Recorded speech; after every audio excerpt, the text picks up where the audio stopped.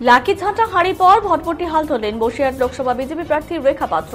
সুন্দরবনে যাতায়াতের মাধ্যমে যন্ত্রচালিত নৌকা লঞ্চ চিত্রে লেবুখালী এবং দুলদুলির ওপর কালিন্দী নদীর ওপর ব্রিজের কথা কেন্দ্রকে বলবো, যাতে দ্রুত সুন্দরবন মানুষের যাতায়াতের যোগাযোগ মাধ্যম সুবিধা হয়। প্রান্তিক মানুষেরা যেমন আন্দোলনের প্রতিবাদ করতে জানে, অন্যদিকে নৌকার হাল ধরতেও জানে, এমনটাই জানালেন বিজেপি প্রার্থী রেখা পাত্র।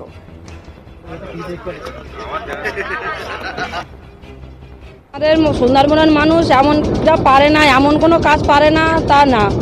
আমাদের এই সুন্দরবনের মানুষ যেমন হাঁড়ি ধরতে পারে, যেমন ঝাঁটা ধরতে পারে, তেমন নৌকার হ্যান্ডেলও ধরতে পারে।